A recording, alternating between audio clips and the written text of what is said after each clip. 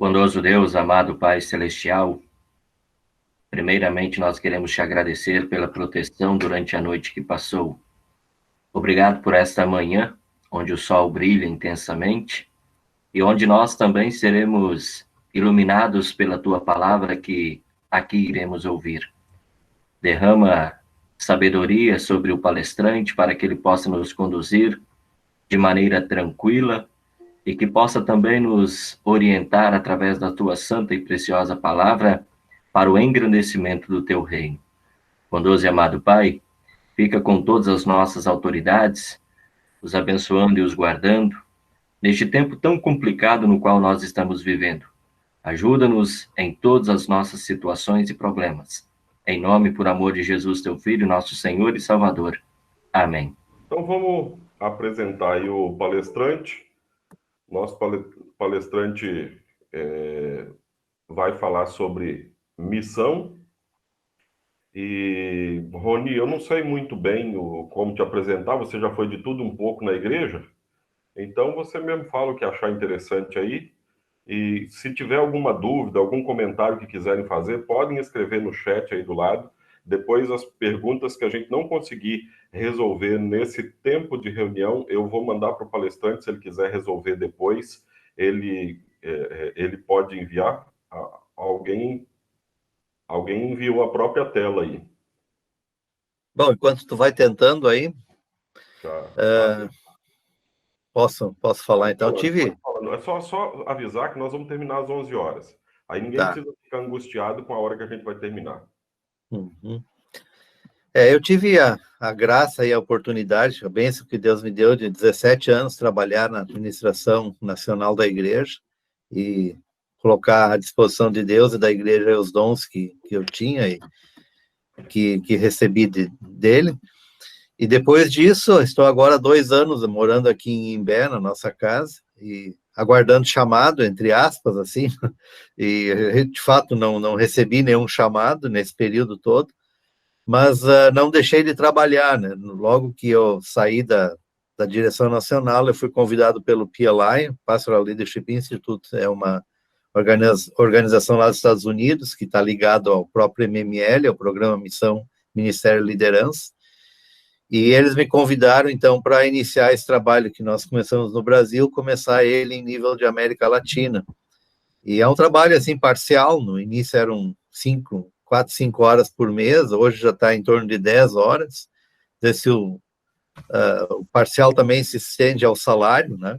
Mas o pouco que a gente recebe, graças a Deus, até agora não nos faltou nada, quer dizer, Deus proveu sempre todo o necessário, e isso mostra, mais uma vez, o cuidado que Deus tem por nós.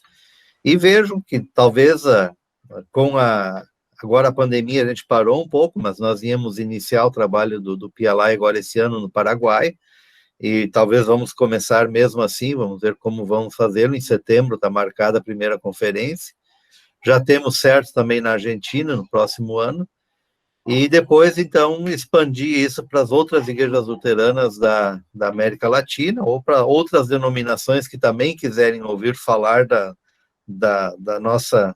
maneira como a IELB, ou a Igreja Luterana, faz missão, e como ela entende a missão teologicamente a partir da perspectiva da nossa doutrina. E isso é um pouco do que eu quero partilhar com vocês hoje também. Então, é uma visão que nós trabalhamos dentro do PLI e do MML, e quero compartilhar com vocês também um pouco do que nós temos trabalhado aí.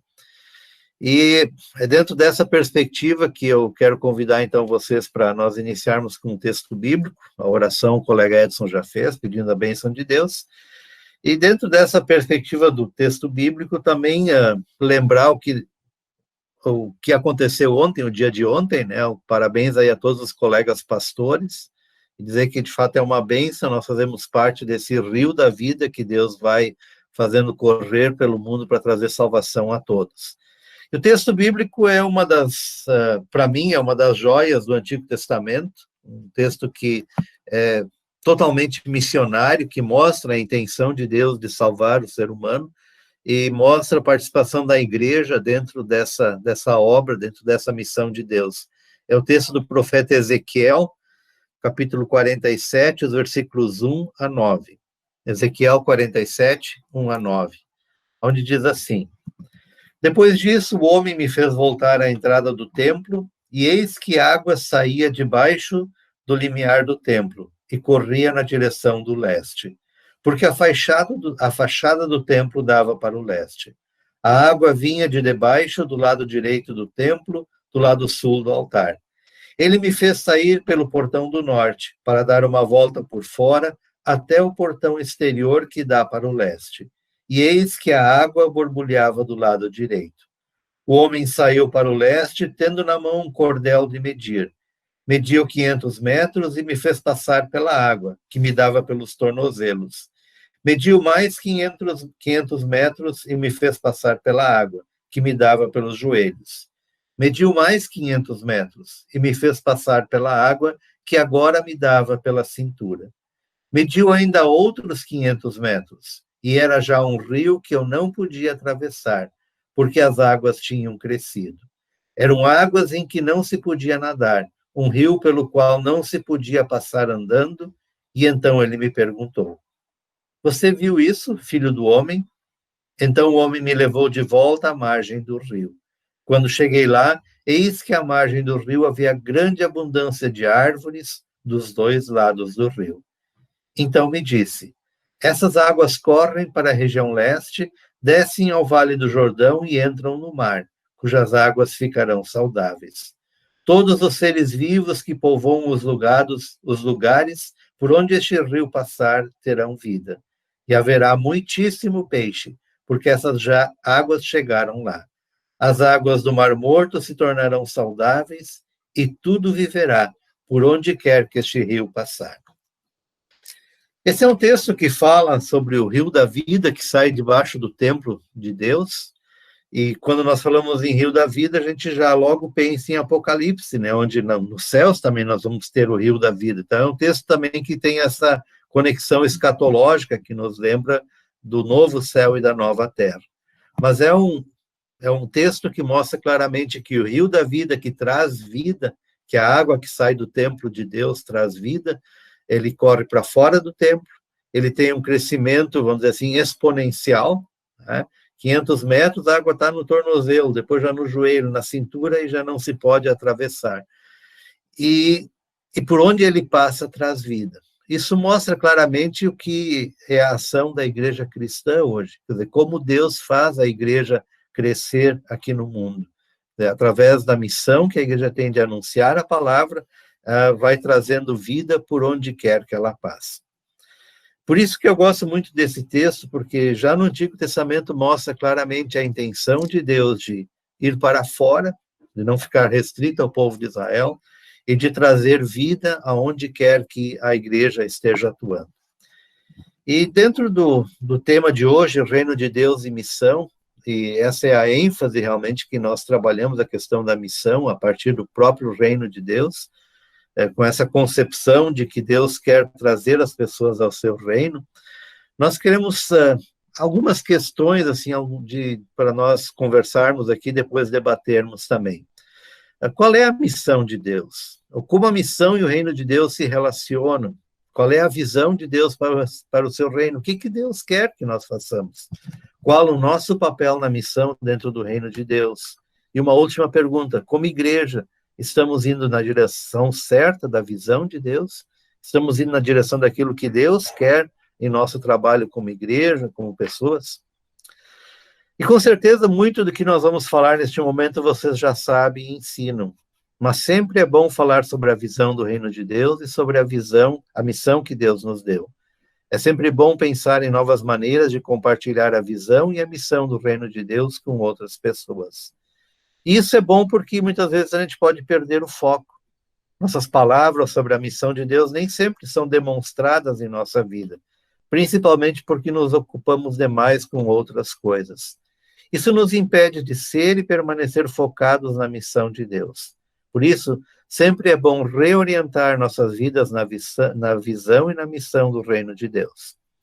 E quando nós falamos em visão, e aí está o primeiro ponto, o Jarbas compartilhou com vocês um pequeno roteiro, né? A primeira questão é a visão de Deus. O que Deus quer com o trabalho da igreja hoje? restabelecer o reino de Deus. E para nós compreendermos isso, nós temos que voltar ao livro de Gênesis, ao início da Bíblia, capítulos 1 a 3. O que Deus queria desde o começo? O que podemos aprender com a história da criação sobre a visão do reino de Deus? E por que a visão de Deus agora é restaurar o seu reino e restaurar todas as coisas para si mesmo? Deus querer restabelecer seu reino significa que algo no reino original de Deus se perdeu. Qual era a visão original de Deus, que Deus tinha para o mundo e para o ser humano?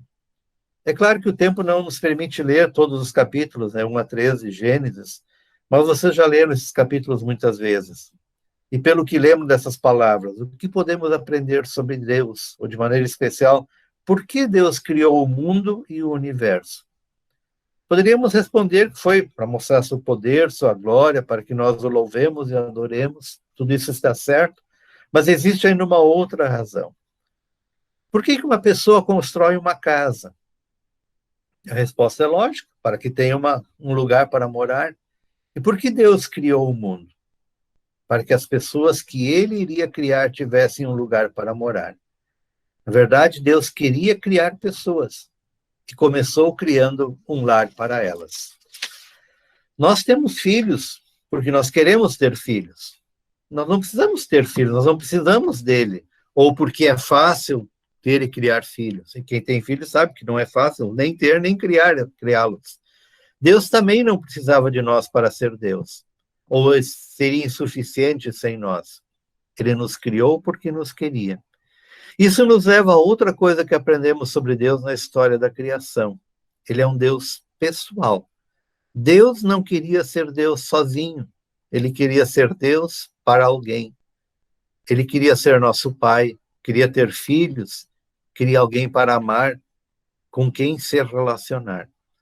Sempre que nós pensamos no reino de Deus, muitas vezes nós pensamos no governo de Deus. Deus governa, Deus é rei, está acima de toda a sua criação. Mas Deus quer fazer mais do que apenas governar. O reino de Deus é um reino de relacionamentos. Deus nos criou para um relacionamento com eles.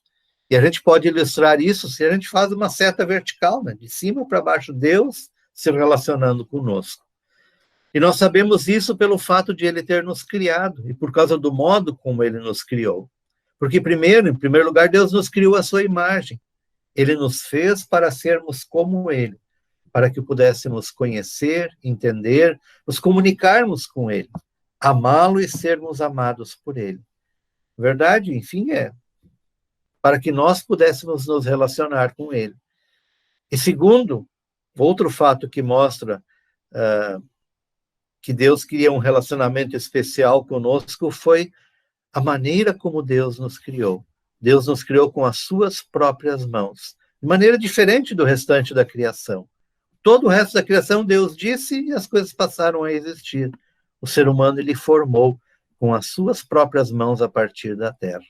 Eu até imagino Deus ali ajoelhado, nos moldando com as suas próprias mãos. Uma imagem muito íntima.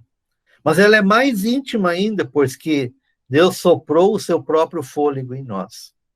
E a simples terra, em forma de ser humano, começou a viver. Nós temos o sopro de Deus. Adão, com certeza, foi alguém muito especial, porque Deus criou Adão para ter um relacionamento com ele. E assim, todo ser humano. Mas há mais uma coisa que mostra Deus nos criando para um relacionamento com ele. Outra coisa que Deus deu ao homem, que foi a escolha. Deus deu a Adão a liberdade de escolher, quando lhe deu a ordem de não comer do fruto da árvore no meio do jardim. E por que isso é tão importante? Você pode ter um relacionamento com alguém quando não há escolha? A decisão divina de dar a Adão e Eva uma escolha foi a escolha mais difícil que Deus fez.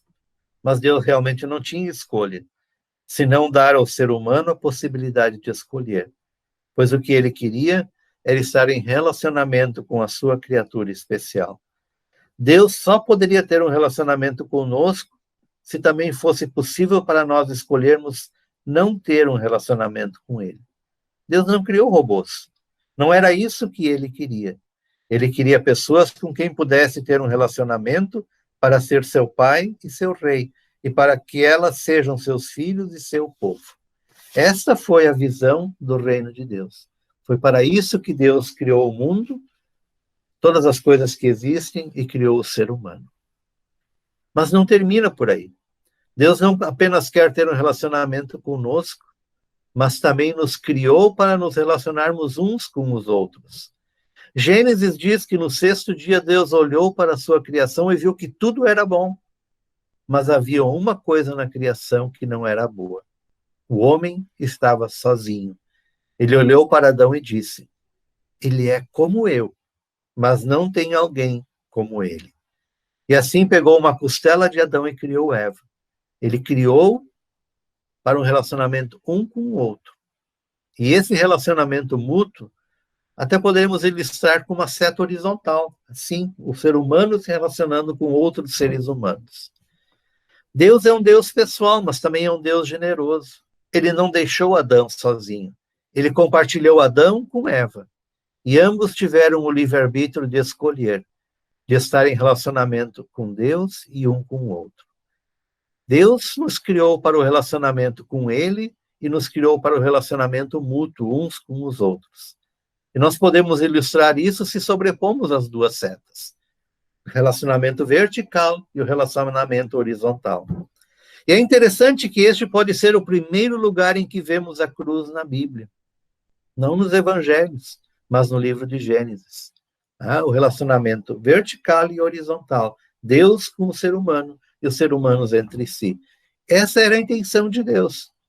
A Bíblia não diz isso. Não fala sobre a cruz claramente aqui em Gênesis. Mas você já se perguntou por que Deus fez nossos corpos na forma de uma cruz?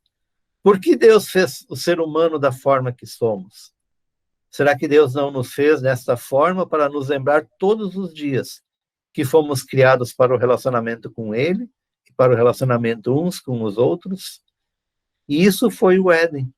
Um Deus perfeito em um lugar perfeito, onde pessoas perfeitas viviam um relacionamento perfeito com Deus e entre si. Uma perfeição que deveria durar para sempre. Esse era o reino de Deus. Era isso que Deus queria. Não sabemos exatamente quanto tempo durou este estado de perfeição, mas parece que muito rapidamente Deus perdeu o que havia criado e desejado. Adão e Eva logo usaram o seu livre-arbítrio, a sua escolha, para desobedecer a Deus, para escolher não ter um relacionamento com Deus. Escolheram a si mesmos e, assim, escolheram estar longe, ficar isolados de Deus. Perderam o relacionamento com Deus e um com o outro. Escolheram a si mesmos. E o que aconteceu? A cruz foi quebrada e destruída. Quando Deus veio para estar com Adão e Eva, eles se esconderam de Deus e sentiram culpa, vergonha e medo. Em suas mentes, Deus se tornou um inimigo, se quebrou essa relação vertical. Mas a quebra do relacionamento com Deus logo se manifestou também no outro relacionamento. Pois Adão e Eva começaram a culpar um ao outro, acusar um ao outro, rejeitar um ao outro, machucar um ao outro. E é por isso que Deus odeia o pecado. O pecado destrói relacionamentos. O pecado ainda destrói relacionamentos. O pecado fez Deus perder o que queria, que era estar com o ser humano. E o que Deus fez? Deus mudou? O que Deus queria mudou? Não, nada disso mudou. Ele ainda quer um relacionamento conosco que nos relacionemos uns com os outros. Nós mudamos, mas Deus não mudou. E por isso ele fez uma promessa. Em Gênesis 3,15, Deus diz que a descendência de Eva, referindo-se a Jesus, esmagaria a cabeça de Satanás. Jesus seria ferido, mas ainda teria vitória, e esmagaria Satanás para tornar possível a reconciliação com o Pai e a restauração do reino de Deus. Jesus morreu em uma cruz para restaurar a cruz. Restaurar o nosso relacionamento vertical com Deus e o nosso relacionamento horizontal com as outras pessoas. Todos os pedaços quebrados da cruz foram reunidos quando Jesus morreu na cruz. Jesus não apenas morreu na cruz, ele restaurou a cruz pela morte de seu corpo na cruz. E esta é a mensagem da cruz, a qual Paulo fala em 1 Coríntios 1, bem como a mensagem da reconciliação de 2 Coríntios 5. Ambas as expressões estão profundamente ligadas a Gênesis 1 a 3. A visão do reino de Deus e a mensagem da cruz e a mensagem da reconciliação. É tudo sobre restaurar relacionamentos. Você não pode restaurar o relacionamento com Deus, que foi quebrado, sem que haja reconciliação. E não pode haver reconciliação com Deus sem perdão. E não pode haver perdão sem Jesus Cristo e o sacrifício que ele fez na cruz. Por isso, a mensagem da cruz não é apenas sobre a crucificação de Jesus. Quando ouvimos a expressão mensagem da cruz, podemos apenas pensar na crucificação de Jesus, naquilo que ocorreu na cruz. Mas o corpo não foi feito para a cruz. A cruz foi feita para o corpo. A mensagem da cruz não está escrita porque os romanos projetaram uma cruz e a usaram para executar Jesus. A mensagem da cruz é sobre a maneira como Deus nos criou e a maneira como Deus nos restaura para si mesmo e restabelece o seu reino. É importante que Paulo use essas duas expressões, mensagem da cruz e a mensagem da reconciliação, mostrando que a mensagem fala sobre como Cristo restaura nosso relacionamento com Deus e uns com os outros, como Cristo nos reconcilia. Se Deus estivesse apenas interessado em nos governar, certamente ele não precisaria sacrificar seu filho para fazer isso. Ele nem iria querer fazer isso. Mas Deus sacrificou seu filho Jesus por causa do quanto ele nos ama e nos quer. De fato, ele quer ter um relacionamento conosco. E de Gênesis 4 até o final da Bíblia está a história de Deus na missão de restaurar, de reconciliar. Deus restaurando e restabelecendo o seu reino, restaurando os relacionamentos, ao procurar um povo que se relacione com ele pela fé e que se relacione um com o outro com amor, para que Deus possa viver neles e com eles, e abençoá-los e, através deles, abençoar o mundo. Essa é a visão do reino de Deus, uma visão que vemos finalmente realizada no livro do Apocalipse 21 e 22. Lembram de Apocalipse 21, 3 e 4? Eis o tabernáculo de Deus com os seres humanos. Deus habitará com eles. Eles serão povos de Deus, e Deus mesmo estará com eles e será o Deus deles. Eles enxugará dos olhos toda lágrima, e já não existirá mais morte. Já não haverá luto, nem pranto, nem dor, porque as primeiras coisas passaram. Isso é o paraíso, o Éden de novo. O reino de Deus completamente restaurado. Deus morando com o seu povo. O que Deus queria desde o princípio, desde o Gênesis. Lutero escreveu no Catecismo Maior, quando fala sobre o Pai Nosso, que o reino de Deus outra coisa não é, senão o que ouvimos no credo, que Deus enviou ao mundo a Cristo, seu Filho, nosso Senhor, para que nos redimisse e libertasse do poder do diabo e nos levasse a ele, e nos governasse como o Rei da justiça, da vida e da bem-aventurança, contra o pecado, a morte e a má consciência. Assim, falar da visão do reino de Deus é falar sobre o que Deus quer, que o reino de Deus seja restaurado e restabelecido, e o mundo seja transformado por seu amor, à medida que o seu reino é restaurado e restabelecido no coração e na vida das pessoas, quando as pessoas são restauradas no seu relacionamento com Deus. E aqui eu gostaria de fazer uma observação de que eu fiz questão de enfatizar este primeiro ponto, porque muitas vezes a missão é embasada de forma não evangélica. Eu tive a oportunidade de trabalhar com um livro do John Oberdeck, que é um professor do Seminário de St. Louis. Ele escreveu um livro sobre o trabalho com jovens. O livro, o título em português, provavelmente será O Curioso Caso do Jovem Eutico. E ele faz justamente essa observação, de que entre os reformados, normalmente a missão é baseada ou na grande comissão ou no grande mandamento. E Oberdeck diz que sente que o evangelho se perde na lei e que falta uma ênfase na grande promessa que expressa o amor de Deus. E até cita textos como João 3,16 ou João 11, 25 e 26, para embasar essa grande promessa.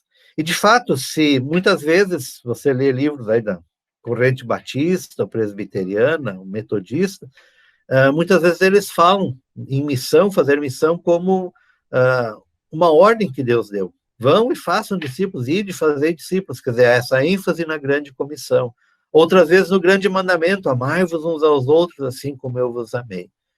E Oberdeck diz assim, antes de podermos responder ao grande mandamento ou à grande comissão, devemos estar fundamentados na grande promessa.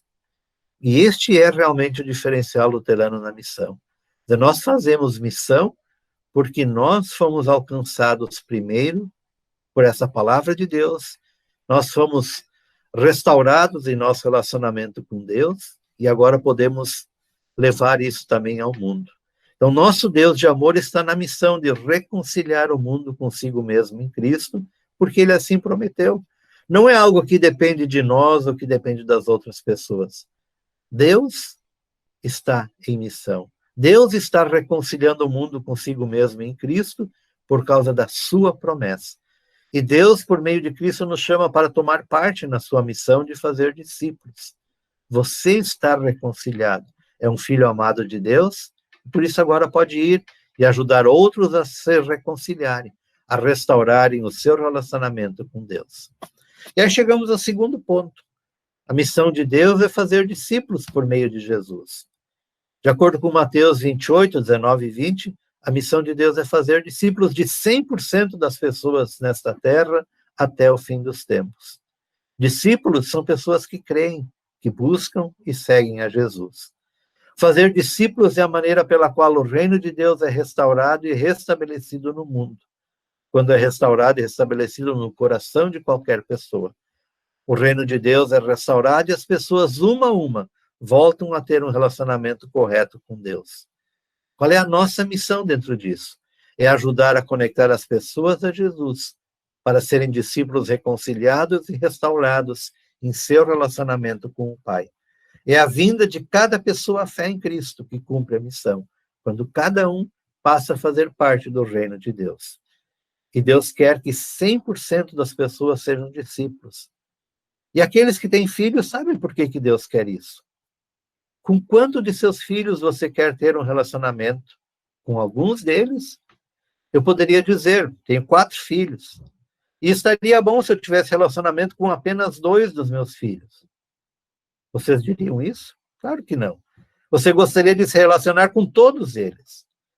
Da mesma forma, Deus quer se relacionar com todos os seus filhos. Deixa eu perguntar para vocês, se o seu relacionamento fosse rompido com um dos seus filhos, o que você faria para restaurar esse relacionamento? Qualquer coisa. Afinal, ele é seu filho. É a mesma coisa com Deus. Ele estava e está disposto a fazer qualquer coisa, até sacrificar seu filho Jesus, até usar seres humanos como nós, fracos, cheios de pecados, e nos enviar para o mundo, para trazermos as pessoas a Ele novamente, para que também elas sejam reconciliadas. Cada pessoa que vemos ou encontramos e que não está em relacionamento com Jesus, é alguém por quem Jesus deu a sua vida. E Deus quer restaurar o seu relacionamento com ela. Deus quer toda a sua família de volta. Isso nos leva ao próximo ponto. A igreja é convidada para a missão dele. A igreja somos você e eu. E Deus nos convida para a sua missão. Deus nos chama, envia e ordena que façamos discípulos. Por isso, algumas perguntas importantes que precisamos fazer são: nós sentimos o mesmo que Deus em relação aos perdidos? E aqui entra o grande mandamento do amor. Nós amamos como Deus ama? E lembrem a história do filho pródigo. O que Deus queria lá ensinar? O irmão mais velho a amar como ele, o pai, amava o filho que estava perdido e voltou. Isso que nós, muitas vezes, temos que nos perguntar, qual é o sentimento que temos em relação àqueles que estão perdidos. Nós compartilhamos a preocupação divina e o amor de Deus pelos perdidos, para sermos discípulos que fazem outros discípulos, para sermos discípulos que vão ao encontro das pessoas que precisam ouvir deste Salvador. Essa é a direção que Deus quer que sigamos. Deus não tem outra visão do reino ou outra missão. Esse é o motivo de estarmos aqui. Lembra alguns versículos bíblicos, João 20, 21, assim como o Pai me enviou, eu também envio vocês. Venham comigo e eu os farei pescadores de gente, Mateus 4, 19. Atos 1, 8, serão minhas testemunhas. E 2 Coríntios 5, 18, 20, Deus nos deu o ministério da reconciliação. Portanto, somos embaixadores em nome de Cristo, como se Deus exortasse por meio de nós.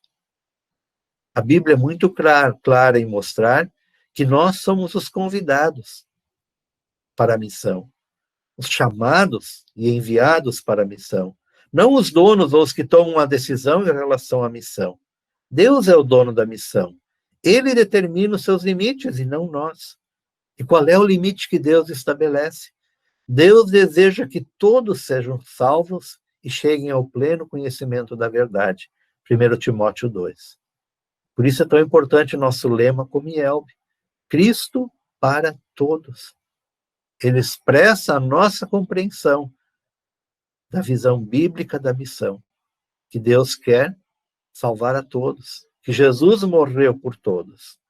Deus deu palavra e sacramentos à igreja para que a missão seja realizada, porque é com esses meios da graça que o Espírito Santo age para trazer os perdidos à fé. Além de nós termos a bênção de sermos regenerados e reconciliados com Deus, além de fazermos parte de um corpo que tem palavra e sacramento, nós temos os meios para fazer essa missão, que são justamente a palavra, batismo e santa ceia. Nossa igreja ou congregação não pertence a nós ou a nossos membros, ela pertence a Jesus. Foi ele quem a comprou com seu sangue e a fez existir pelo poder da sua palavra e do Espírito Santo. E é a ele que nós respondemos. Por isso, fazer missão ou não, a grande comissão não é algo a ser votado. Fazer discípulos não é algo que nós vamos colocar em votação na Assembleia da Congregação se devemos fazer ou não. É algo que faz parte naturalmente da vida da igreja. E nós, como pastores, devemos liderar de tal maneira que não pareça isso. Que não pareça que nós estamos decidindo se queremos fazer missão ou não. Deve ser algo natural em nossa vida. É Deus que está em missão. E Deus tem uma visão para esta missão.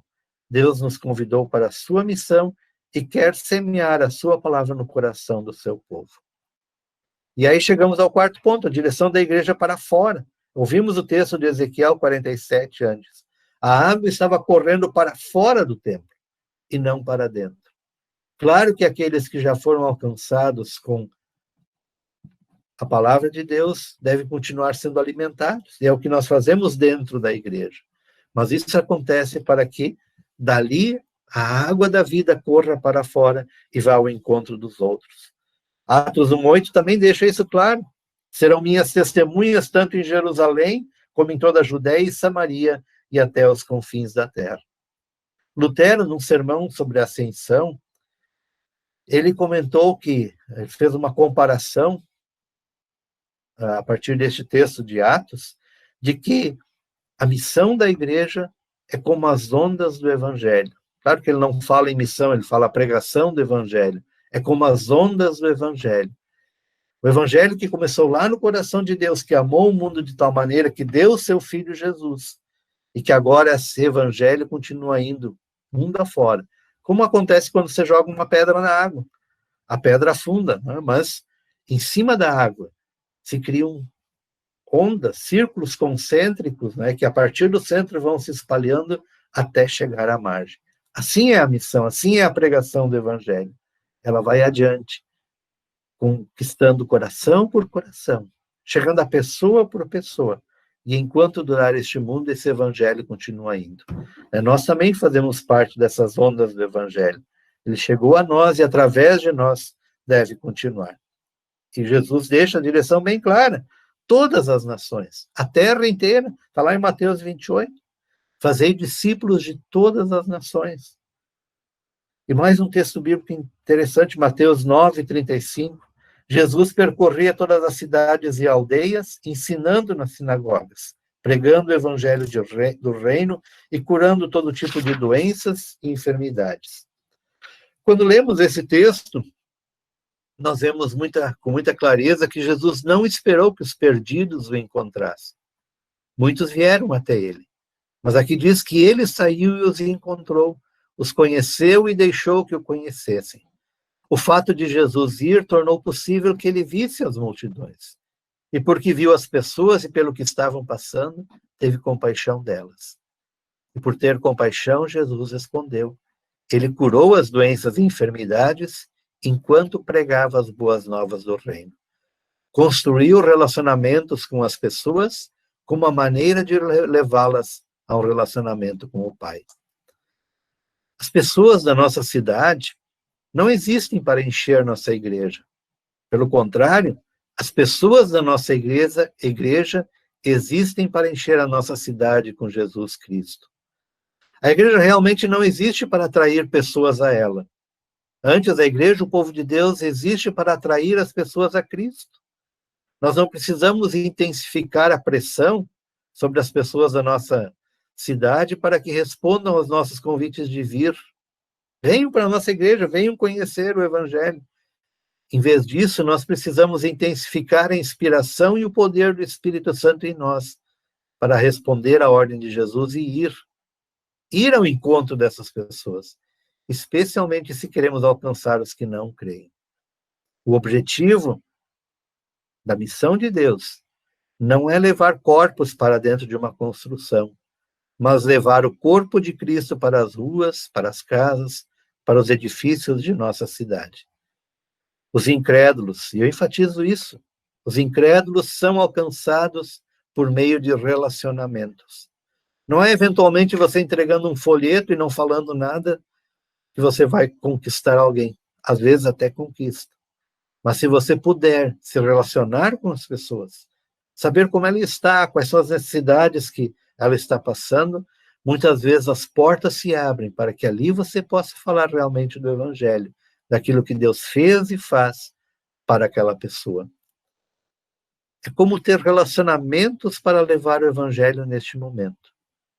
Se por um lado nós estamos afastados das pessoas, não há como fazer isso. Tá? E essa é uma situação que nós enfrentamos agora, nessa situação de pandemia, né? Como ter relacionamento com as pessoas? Nós, por um lado, a gente está afastado, mas, por outro lado, há situações e oportunidades que nós nem pensaríamos antes. Quantas oportunidades nós temos hoje de, por exemplo, fazer o que nós estamos fazendo agora, palestrar, de ter esse momento conjunto entre os pastores, de ter esse concílio pastoral aí via internet, né? E assim nós temos também muitos relacionamentos que hoje se abrem, de maneira especial porque as pessoas estão sensíveis, estão prontas para ouvir o Evangelho, estão prontas para ouvir alguém que tem uma boa notícia para elas. Se os cristãos querem efetivamente alcançar a cidade em que vivem, terão que entrar na cidade para conhecer a cidade e as pessoas que ali vivem. É preciso relacionar-se. Aqueles que precisam de Jesus são o foco da igreja. Como corpo de Cristo, nossa missão é a mesma de Jesus. O Filho do Homem veio buscar e salvar a quem? Perdido. Os perdidos são a prioridade. A igreja existe para crentes e descrentes. A igreja existe para os perdidos, para os descrentes, para que eles sejam achados. E a igreja existe para os achados, os crentes, para que eles sejam enviados. A igreja continua a existir principalmente para aqueles que ainda não foram alcançados pelo Evangelho. E aí lembramos o que Jesus disse em Mateus 24. Quando o Evangelho se espalhasse por todo o mundo, então chegaria o fim. O fim virá apenas depois que a obra estiver completa. O fim ainda não chegou. E a única conclusão que podemos tirar é que a obra ainda não está concluída. Ainda há quem precise ouvir o Evangelho. Aqueles que precisam do reino são o foco. Precisam voltar a se relacionar com Deus e uns com os outros da maneira correta. É deles que Paulo fala em 1 Coríntios 9. Fiz-me tudo para com todos, a fim de, por todos os modos, salvar alguns. Como eu posso me fazer tudo para com o outro, se não o conheço, não me relaciono com ele, não sei das suas necessidades ou prioridades? Por isso, é tão importante a questão do relacionamento. É a base do reino de Deus e é a base da nossa missão. E ainda há uma questão que precisamos abordar ao nos encaminharmos para o final deste momento. A quem é dada a missão de Deus? E a resposta é clara: aos discípulos, aos que já chegaram à fé. Pastores e membros devem estar juntos na missão de fazer discípulos. Não é exclusividade dos pastores ou dos não pastores, dos leigos. Nós sabemos que a nossa função principal como pastor é pregar, como crerão se não há quem pregue. Visitar os doentes, Atos 6, né? Aconselhar, o apóstolo Paulo diz a Timóteo, 2 Timóteo 3, né? Útil para a repreensão, para a correção, para o ensino. Também nossa função é ensinar. Tito, né? Paulo diz isso a Tito no capítulo 2, né? Ensina idosos, ensina os jovens, ensina os servos, enfim, ensinar a todos. Fazer discípulos que façam discípulos, né? Nossa missão é de Mateus 28. Edificar o corpo de Cristo, como diz Efésios 4, né? Aperfeiçoar os santos para o desempenho do seu serviço. Tudo isso é muito bom e necessário. Talvez haja mais coisas que podemos incluir no nosso trabalho como pastores. Tudo isso Deus pediu que os pastores fizessem. O problema é aquilo que muitas vezes não é mencionado, ou que normalmente é esquecido pelas pessoas e pelos pastores, e que os pastores também precisam fazer. Eu me refiro aqui a ter visão e liderança para ajudar o povo de Deus a trabalhar em conjunto para cumprir a missão de Deus. E isso nós fazemos desenvolvendo outros líderes, para que a missão possa ser expandida e estendida. A maioria dos pastores não pensa muito em liderança e visão, menos ainda em desenvolver outros líderes. Por isso chegou a hora do marketing, né? É por isso que o MML e o PLI existem. É por isso que eu estou comprometido com o trabalho do MML e do PLI. É para ajudar a responder essa pergunta. Nós estamos indo na direção certa, a direção da missão de Deus. É para auxiliar pastores e esposas a desenvolverem a si mesmos e os dons da sua liderança, para que sejam discípulos que fazem discípulos na missão de Deus. É para que os membros das congregações olhem para o que Deus quer, para a visão de Deus e para o que Deus faz, a missão de Deus, e coloquem seus dons e seu tempo, a sua vida nesta missão. É muito bom falar sobre a missão que Deus nos deu. É ótimo pensar em novas maneiras de compartilhar a visão e a missão do reino de Deus. Precisamos sempre alinhar tudo o que fazemos na direção que Deus quer, que é salvar as pessoas, todas as pessoas. Por isso, eu concluo dizendo que a visão é o reino, é aquilo que Deus quer. O objetivo que temos é o relacionamento com Deus e com os outros, aqui e eternamente. A estratégia é a missão, levando uma a uma das pessoas a estarem com Cristo. Os recursos são os meios da graça, que Deus e nós temos em abundância. Os trabalhadores do reino somos nós, pastores, e as pessoas que Deus colocou sob nossa responsabilidade pastoral. A recompensa? Bom, essa eu só consigo imaginar, mas sei que ela é indescritível e incomparável, como é o amor de Deus em Jesus Cristo. Deixar agora, então, livre para nós podermos dialogar, aí temos bastante tempo ainda, acho que é importante nós, a partir do que nós conversamos aqui, também conversarmos um pouquinho mais das situações específicas e perguntas ou colaborações que vocês tiverem. Acho que o Jarbas coordena. Eu algumas coisas aqui. Hoje, na verdade, tem mais assim alguns comentários. E enquanto você estava falando, o pessoal estava escrevendo aí no chat, fica complicado da gente assistir essas duas coisas ao mesmo tempo. Então, eu tenho anotado e daí repasso os comentários aqui. E se eu esquecer de alguém, se vocês gostariam, me chama a atenção aí que a gente abre a palavra também. É porque é muita informação. O Davi Carnop, que maravilha, Deus nos criou com as suas próprias mãos. Eu nunca tinha pensado nisso. E aproveita esse gancho do Davi, para lembrar quantas vezes a gente a gente, então, lê a Bíblia e lê de novo, e lê de novo, e não percebe certas coisas. E, de repente, algum outro colega vem e nos fala, com um estudo como esse, e a gente fala, puxa vida, nunca pensei nisso mesmo, né? Então, só esse comentário do Davi. Eu vou fazer o comentário, e daí, se você tiver alguma coisa para comentar sobre ele, você fala.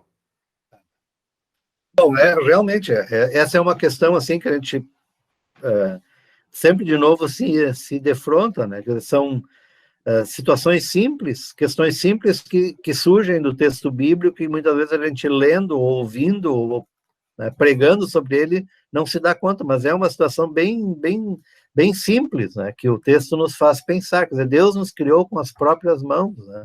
Para mim, é a imagem clara, né? Um oleiro ali pega o barro do chão, né? Ajoelha ali e forma o ser humano, né? Talvez tenha feito ele até deitado no primeiro momento, né? Certamente não fez o homem de pé, né? ou fez, não sei, mas aí a minha imaginação me diz, né? Que um cuidado todo especial. E até pensa assim, digamos, se tivessem animais ali em volta olhando, né? E os animais tivessem capacidade de pensar. Hoje, muitas vezes, a gente usa fábulas para pregar no reino de Deus, né? Sobre o reino de Deus. O que esses animais estariam pensando, né? Esse ser é especial, Deus está fazendo ele de um jeito muito diferente. Um colega me chamou a atenção que meu microfone está baixo aqui agora, mas eu não tenho como aumentar agora, daqui a pouco eu tento. Do Adilson Schink, logo em seguida, sensacional, Deus nos criou em forma de cruz. Era o mesmo momento que você estava falando, né? Vou começar os cultos dizendo sempre isso e mostrando como, que tal. Era só um comentário. Alguém já sugeriu no comentário que ele tem que começar todos os cultos agora fazendo como se fosse uma cruz. Abre os braços lá. O Valdir Hoffman. Bacana viver na graça. Porém, conforme o hino, nas trevas deixaremos aquele que não crê, o próprio Jesus enviou de 2 em 2. Você estava falando da motivação da graça para fazer a missão, e o Valdir faz essa observação ali. Foi o primeiro momento onde Jesus pegou aqueles 70 discípulos, né, e depois os 12 também os enviou de 2 em 2, né, e os enviou preferencialmente as ovelhas perdidas da casa de Israel, né. Até foi comentado esse texto essa semana no grupo de pastores de e-mail, né, e realmente é uma situação provisória ali, digamos que Jesus manda eles de 2 em 2, depois na grande comissão lá, ele simplesmente envia os discípulos, não especifica quantos deveriam ir. E a gente sabe, pelo que é falado, que muitas vezes eles não foram de 2 em 2, às vezes foram, Paulo sempre levava companheiros juntos, né? E é realmente uma estratégia que nós deveríamos avaliar hoje, né? Não que tenha que ser, não é uma norma para todo o movimento missionário, mas às vezes é interessante nós termos alguém ao nosso lado para apoiar o trabalho, um ao outro, né, ser apoiado no trabalho de missão que é realizado. Eu acho que principalmente quando se vai a lugares onde não há cristãos ainda, ou não há igreja luterana, né, seria interessante ter um apoio ao lado, né? Obrigado, Valdir, por essa observação aí. Eu troquei o microfone aqui, espero que tenha melhorado. Davi Carnop de novo, porém me pergunto se de fato somos tão evangélicos assim, justamente nessa questão da motivação para a missão. Eu falei, pegando um gancho aí, eu falei essa semana como era o texto, né, Mateus, o final do Evangelho de Mateus, e falei que às vezes a gente fala de missão e pega esse texto e fica no id, ou como está na nova tradução na linguagem de hoje, fica no vão e façam, e a gente marca um evento, num horário, num local, e aquilo ali é a nossa missão da igreja. E quando a gente lembra alguns professores nossos, eu lembro especialmente o professor Gerson Linden, que falava que a gente, então, deveria traduzir diferente essa palavra, não por id, nem por vão, mas indo. E isso eu tentei explicar para a minha congregação aqui, que faz toda a diferença. Porque se a gente marca um ponto histórico, um momento, com hora e tal, pode parecer que aquele evento, uma vez por ano, é a missão da igreja cumprida. Quando, na verdade, o indo é em qualquer lugar que eu estiver indo, no meu trabalho, na minha escola ou na quarentena em casa, Então, essa motivação evangélica, às vezes, ela não é tão evangélica assim. Esse é o comentário do Davi, eu já juntei um comentário meu aí também. Isso, talvez em cima disso, a observação seguinte do professor Gerson, quando ele fala sobre esse texto, é o fazer discípulos, né? Na verdade, é um verbo só em grego, né? Que a gente deveria traduzir por discipulai, indo discipulai. Como? Batizando e ensinando. Quer dizer, isso é uma ação natural dentro da igreja. Quer dizer, tudo que a igreja faz deveria ser ir e discipular, né? Sim. Quando você está pregando, está discipulando. Quando você está batizando, administrando a Santa Ceia, fazendo visitas, quer dizer, fazer com que toda a ação da igreja de fato seja um ir e discipular, né? E aí a gente, dentro do MML, a gente tem como lema, assim, né, alinhados na missão de Deus, quer dizer, justamente essa é a ideia, alinhar aquilo que a igreja faz, aquilo que o pastor, esposa e leigos fazem para a missão de Deus, ter essa compreensão de que se nós estamos atuando, todo o nosso atuar e servir deve ser para a missão de Deus. Faz parte da missão também manter aqueles que já chegaram à fé, né? Buscar a ovelha perdida, né, que já esteve no rebanho e se afastou. Por isso a gente diz, palavra, batismo e Santa Ceia são meios de missão, né? Não, Santa Ceia não é de fazer novos membros, mas de manter os membros que nós já temos. Faz parte da missão de Deus também, né? Tá joia. Agora eu vou abrir para as perguntas, eu só vou falar a ordem dos. Sempre que eu chamar um, e o primeiro que eu vou chamar o Davi Carnop, o próximo, que é o Edson Tressman, já fica preparado, porque depois que terminar a parte, ele é só abrir o microfone e falar. Então agora, Davi, você abre o seu microfone e faça a sua pergunta ao Roni.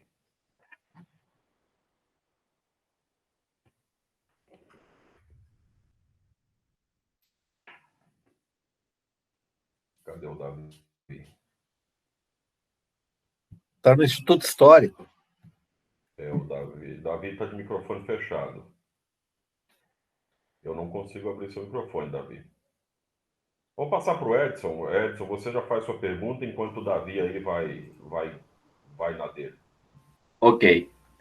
Pastor Rony, primeiramente, parabéns pela reflexão, muito boa, muito própria, né? Não seria tanto uma pergunta, mas algo para a gente talvez comentar, e talvez depois pode você também, com a sua vasta experiência, completar algo que nós temos vivenciado nesse tempo de pandemia.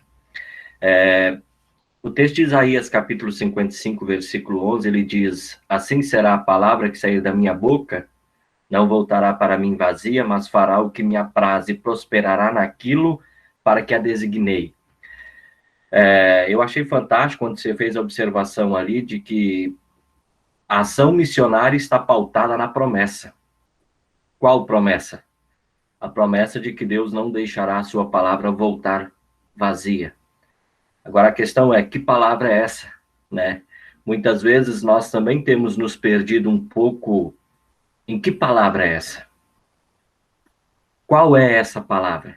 E talvez esse resgate da pregação correta de lei, de evangelho, fundamentada na questão da justificação, que é a chave hermenêutica correta. Eu tenho visto assim que muitas vezes nós temos perdido um pouco esse foco da pregação, esse foco do levar a palavra e deixar aquilo que o próprio Jesus disse lá no seu comissionamento, ide. Ou seja, enquanto que você está indo, vai pregando a palavra, e é Deus, pelo poder da sua palavra, que vai levar a cabo a sua ação, né? Ou seja, o fazer filhos, o trazer filhos para ele. E eu tenho visto assim, Rony, e os demais colegas também, que isso é fundamental nesse tempo de pandemia.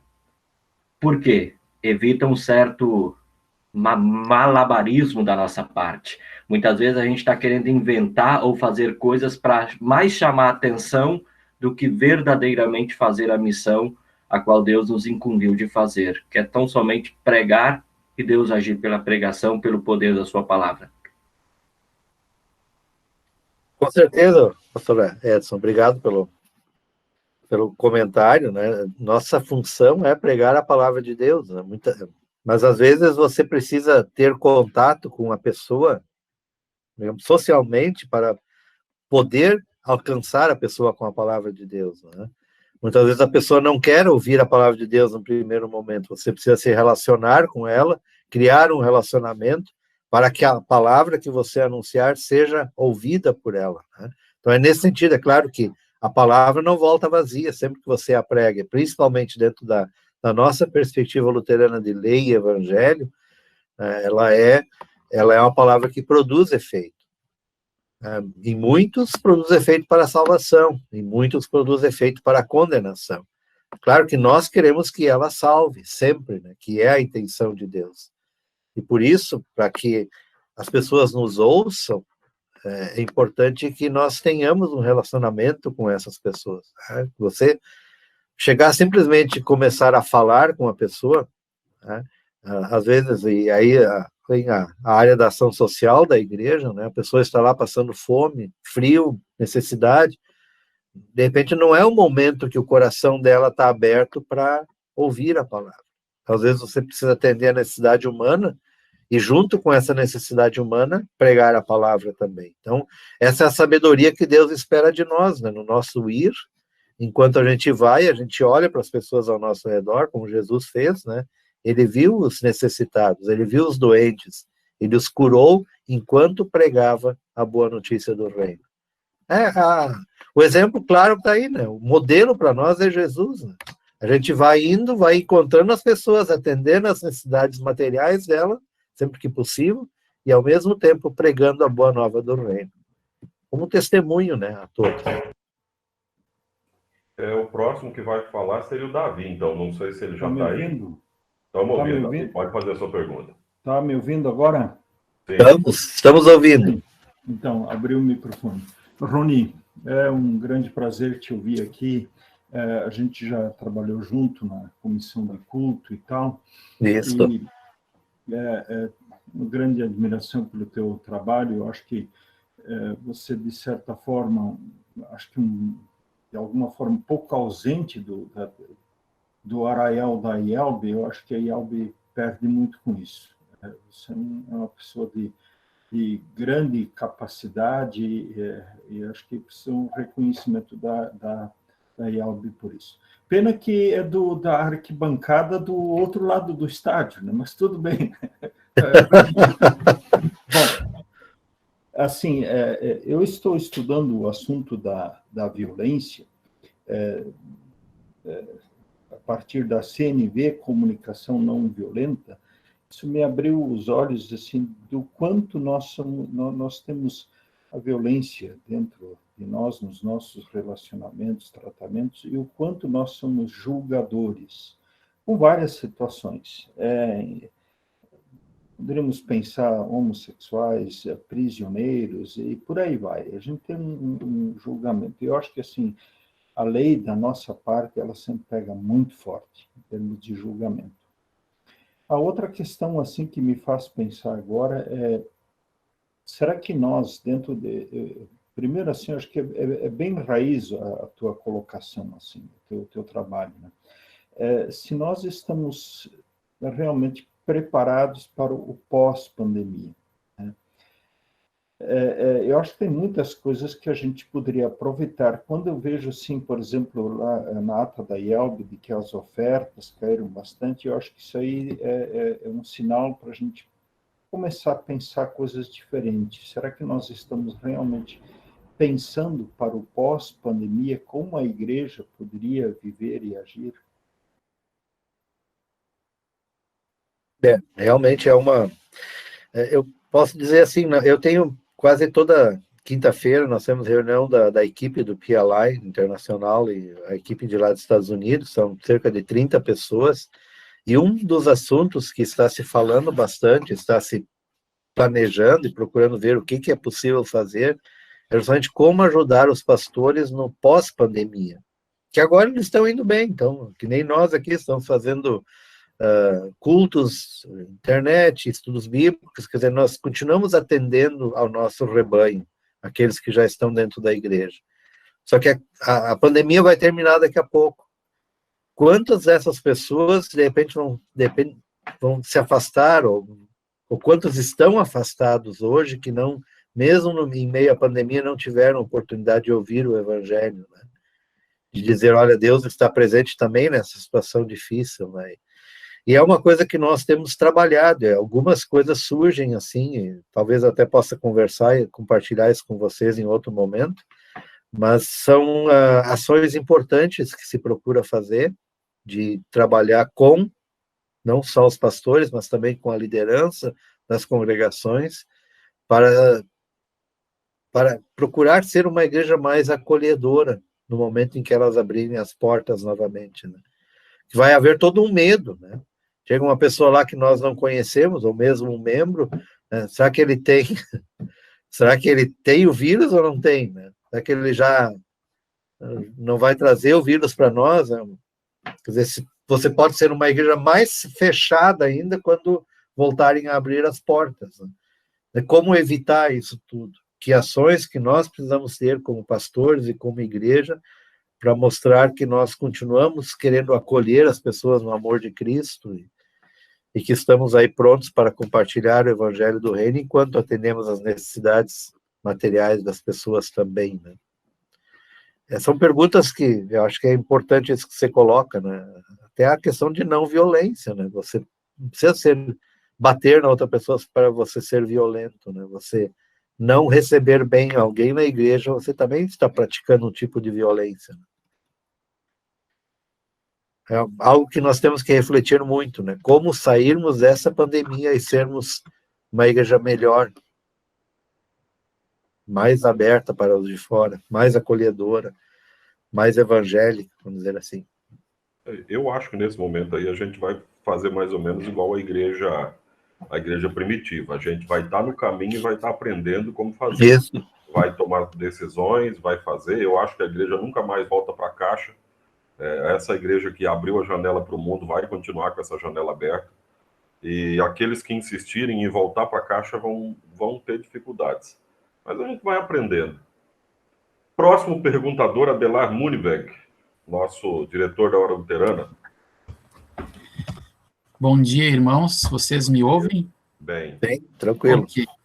Pastor Roni, primeiramente, assim, eu fico olhando para o número de pessoas que nós temos hoje na reunião e eu gostaria, assim, que esse assunto, todos os pastores da IELB, que trabalham no Brasil e fora dele, que todos pudessem lhe escutar. E gostaria muito, não sei se o pastor Joel ainda está conosco, mas esse assunto que você coloca, no meu ponto de vista, ele deveria estar lá no seminário, desde o primeiro ano do seminário, para que houvesse essa reflexão e, de certa forma, até uma vacina para nós todos, né, nós que já estudamos, sobre essa maneira evangélica, bíblica, graciosa que você trouxe da fundamentação da missão de Deus. Assim, como é bom a teologia luterana da missão. Nessas horas a gente vê assim que coisa fantástica quando você coloca desde do relacionamento da missão como obra de Deus e tudo mais que você abordou. Parabéns pelo que você colocou. Parabéns também pelo seu trabalho, Roni. Quem já fez o MML, quem participou, e pela graça de Deus, eu confesso que eu fui desacreditado, ou desacreditando, quando teve aquela primeira turma do MML, eu pensei muito em ir, conversei com a minha esposa, e a gente achou que era mais uma coisa que... E depois, assim, principalmente partindo da minha esposa, a gratidão e as reflexões que a gente fez. Então, eu recomendo todos os colegas que já pensaram, e aqueles que ainda não pensaram, que para os próximos anos, assim, se inscrevessem. Eu acho uma pena, às vezes, nós termos turmas de 6, de 8 pessoas, né, novas pessoas. São reflexões, são estudos, assim, maravilhosos que a gente teve, e realmente... Eu recomendo mesmo, assim, aos colegas, se alguém depois participar e disser que não vale a pena, pode me cobrar, mas eu recomendo. Eu quero abordar uma coisa aqui, assim, que, na verdade, seriam tantas coisas, mas eu me lembrei, durante a sua fala, que você falou da missão como obra de Deus, né, de uma frase do George Whitesdon, é um missiólogo luterano, né? E aí ele diz assim, a igreja não... Eu não me lembro bem a frase, porque faz muitos anos que eu escutei, mas ele diz mais ou menos assim, que a igreja não deveria se perguntar se ela quer fazer missão, mas se ela quer ser igreja. E aí eu me lembro daquela assembleia lá nos Estados Unidos de 1899, eu acho que eles colocam em votação se viriam ou não para o Brasil aqui, para a Argentina, para a América, né? É para ver como a gente também vai evoluindo nos conceitos de... nosso conceito teológico, mesmo depois de termos 4 séculos de igreja, né? Eles colocaram em votação, e coisa que acontece até hoje, a gente vê muito disso, assim, né? Quando tem uma iniciativa missionária, a gente vai ter que fazer uma reunião, vai ter que decidir, às vezes a Assembleia decide que não, e a gente sabe por quê.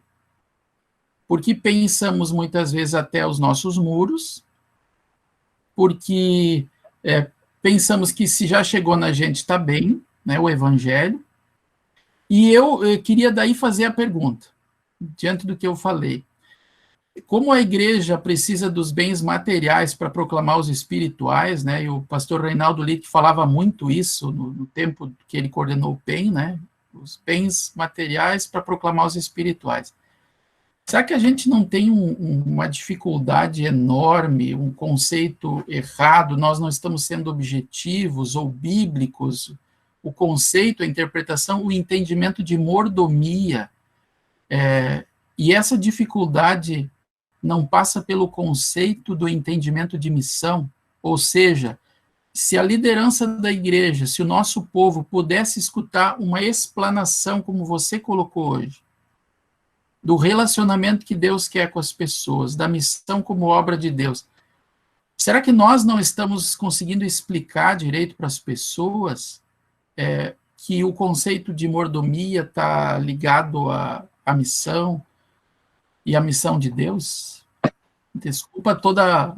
Não, mas acho que é importante que você coloque, em primeiro lugar, obrigado pelo testemunho a respeito do MML, acho que é importante, realmente, é um trabalho que se procura fazer atendendo a necessidade dos pastores da nossa igreja. Claro que há muitas ideias, como essas que eu compartilhei com vocês hoje, algumas delas também fazem parte do PLI, programa americano, mas vocês podem ver que é algo que fala diretamente à nossa necessidade. E dentro do que você falou, eu me lembro de um exemplo que foi usado num dos cursos do PLI que eu participei, um exemplo bem prático, né? Qual é o relacionamento, digamos, entre missão, administração, aí entram as finanças todas, né? O ensino e a comunhão. Digamos que você tem um carro, cabem 4 pessoas lá dentro, motorista e mais 3. Quem você vai colocar como motorista para guiar pelo caminho certo?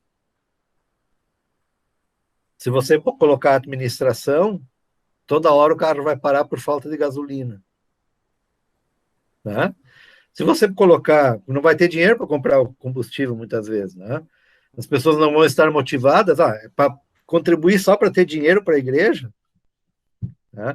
Se você colocar a comunhão, o carro vai andar em círculos dentro da igreja. Como é bom a gente estar junto aqui, né? Se você colocar o ensino, vai chegar um momento que as pessoas vão dizer, poxa, mas a gente fica ensinando, não tem um objetivo para o que nós estamos aprendendo, né? Também vai ficar andando em círculos. Agora, se você põe a missão, aí você vai estar indo na direção que Deus quer. E as outras coisas vão acontecendo. E as pessoas que estão em comunhão vão querer também levar essa comunhão para fora. As pessoas que estão sendo ensinadas na palavra de Deus vão querer compartilhar esse ensino com outros. A administração vai estar sabendo, não, esse é o caminho que nós estamos indo. E as pessoas vão contribuir porque vão estar motivadas, não pela lei ou pela necessidade, mas pelo amor de Deus, que quer chegar também às outras pessoas. Né? Mas é um exemplo bem simples, é claro que como qualquer exemplo, qualquer figura que a gente usa tem as suas falhas, né? Mas esse nos faz pensar, né? De quem é que nós colocamos na frente como ponto principal para a tomada de decisões numa congregação ou em qualquer entidade que a gente está trabalhando. Né? E eu não tenho dúvida em dizer, é a missão. Que a missão vai motivar todas as outras ações. Né? É fácil de fazer isso, de fazer as pessoas pensarem assim na congregação?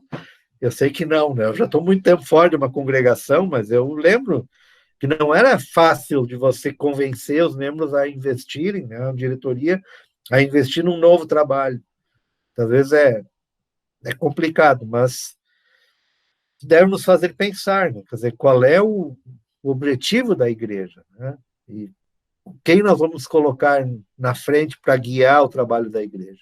Qual é a direção que nós estamos seguindo? É a direção certa?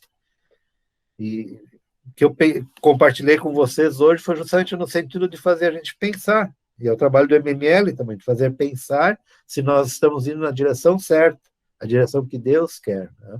Que é a salvação de todos. Joia. Pastor Roni, só uma tá. perguntinha assim, ó. Você vai compartilhar o texto com a gente, Sim. o seu texto. Não sei se isso contempla no seu texto esse exemplo tão prático que às vezes a liderança consegue entender melhor como você abordou, né, as finanças, o ensino, a comunhão, a missão. Tá. Se você pudesse colocar junto esse exemplo, Roni, seria fantástico. Obrigado. Eu vou procurar ele nos textos que eu tenho do PLA e talvez ele escrito lá até fique mais claro, né? Eu citei agora de cabeça, assim, mas Muito um exemplo que eu lembrei. Eu vou acrescento ao texto lá, né? Tá, joia. Lembrando que isso vai estar no blog depois também, para baixar ou para ler onde quiser. Roberval Ribetti? Opa, vocês me ouvem? Vocês me ouvem? Estamos ouvindo. Tranquilo. Muito bem. Assim, achei muito interessante o que o Roni colocou, né, durante toda a reflexão, especialmente quando se fala de missão de uma forma legalista. Ele citou aí algumas denominações, não é o caso aqui, mas aqui já aconteceu no passado situações em que determinadas igrejas estavam trabalhando na missão através do medo, implantar o medo nas pessoas para que as pessoas buscassem a Deus. E foi um movimento muito grande aqui na cidade de Afonso Cláudio, levou centenas de pessoas, centenas não, levou milhares de pessoas que voltaram dizendo-se transformadas, mas que passou o impacto do medo ali e voltaram a viver aquela vida desregrada como antes. Então, como é bom a gente viver pela graça, né? E não pelo medo da lei e assim por diante. Essa é uma situação. Agora, eu gostaria de compartilhar com vocês algo assim que me deixa extremamente feliz. Eu já trabalhei na missão no Pará, por exemplo, onde muitas vezes a gente não vê o resultado do trabalho, mas a pregação, o evangelho está chegando às pessoas. Já trabalhei em Rondônia da mesma forma, e hoje eu tenho a grata satisfação de estar no Espírito Santo, onde a gente iniciou um trabalho missionário desde 2016, indo em direção ao sul do estado. Né? Esse trabalho ele foca nas cidades de Brejetuba e Irupi, e no início de março nós tivemos um momento aqui, um encontro de lideranças no distrito, e o pastor Ayrton esteve aqui. E o pastor Ayrton, ele pediu para conhecer, né, esse local da nossa missão na cidade de Irupi. E lá nós fomos e visitamos. No momento, nós temos 3 famílias, né, que são da igreja. Né? Uma missão zero, eram pessoas que não eram luteranas e passaram a ser luteranas. E uma dessas pessoas, o Jaime, ele deu um depoimento que não tem dinheiro que pague. E isso é o evangelho mais puro e doce que a gente pode ouvir. E ele disse assim, olha, para vocês, ou para nós, a igreja luterana, ela é especial. Né? Pode ser que a igreja ela não atinja toda a cidade de Irupi, né? Sei que isso não vai acontecer. Não sei quantas pessoas vão passar para a igreja, mas a igreja está fazendo diferença na cidade de Irupi. Essa igreja poderia estar aqui há muito mais tempo, né? E eu digo mais ainda para vocês, para a minha família, para a família do Bruno, para a família do Elias, né, que são as 3 famílias que estão na igreja hoje, a igreja luterana já fez total diferença. Então, assim, talvez olhando em números, são poucas pessoas, mas quando você vê, né, uma pessoa que não tinha igreja, ou que passou por, ele disse que passou por 18 igrejas antes de conhecer a igreja luterana, ele diz, finalmente eu encontrei a minha igreja, né? E fez total diferença. Então, gente, não tem dinheiro que pague um testemunho desse, por isso eu queria compartilhar aqui com vocês. E é muito bom trabalhar na missão de Deus. E acho que foi o Davi, não lembro quem que colocou ali, será que nós somos tão evangélicos assim? Muitas vezes realmente eu penso que nós somos legalistas, para ser bem direto. A gente pensa muito em número muitas vezes, né? Mas o número é o que menos importa. O que mais importa é levar a palavra de Deus. E quando o retorno vem, é lógico que o retorno em forma de número chega, é claro que a gente vai se alegrar com isso também. Mas aí entra o Cristo para todos. Tá? Queria dar esse depoimento aqui com vocês. Tá bom. Obrigado, pastor Roberval. Acho que é importante esse seu testemunho de como a missão faz diferença na vida das pessoas, né? De como a igreja pode mudar o pensamento e a vida de muitos. É o que aconteceu na época de Jesus também, né? O evangelho anunciado, ele produz os seus efeitos, né? E acho que aí o pastor Adelar, que falou há pouco, que trabalha na Hora Luterana, né? A Hora Luterana tem muitos testemunhos assim, né? E essa é a nossa missão, é levar a palavra de Deus aos outros, né? Muitas vezes a gente pensa na consequência da missão, que seria trazer as pessoas à igreja, mas esse é o passo seguinte, né? E, como eu falei da Hora Luterana, né, há testemunhas já lá no início do trabalho da Hora Luterana, de pessoas, né, dizendo, até comentou uma vez com um dirigente da Hora Luterana, que eles iam ter mais gente no céu, né, iam conhecer muitos ouvintes da Hora Luterana apenas lá no céu, né, que não chegaram a conhecer enquanto estavam aqui na Terra. E talvez esse também seja a consequência do nosso trabalho, né? Quer dizer, quantas pessoas que, de repente, nós vamos encontrar lá que disseram, olha, pastor, eu ouvi o senhor pregando o evangelho, e esse evangelho mudou a minha vida, muito obrigado. Mas eu não lhe conheci durante a vida, né? Assim, mas foi por causa da sua pregação que eu cheguei à fé, né? Que o Espírito Santo agiu em meu coração. Tá? Por isso a nossa tarefa é pregar, né? E, quando possível, colher. Exatamente. Eu só queria dizer que o trabalho lá em Irupi, ele começou também através da Hora Luterana, né? O jovem Bruno, que é o pioneiro lá, né? ele ouviu mensagens de esperança, né? E procurou a igreja. E hoje nós temos, né, uma congregação iniciada lá em Irupi. Então, também parabéns à Hora Luterana pelo trabalho missionário desenvolvido aí ao longo de todos os seus anos. A joia. O próximo perguntador, Darcy Klein.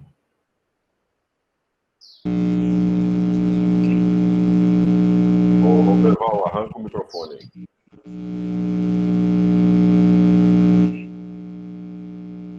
Espera aí que eu vou desligar o rolo. Eu acho que é o seu, Darcy. Não é do Roberval, não. O dele está desligado.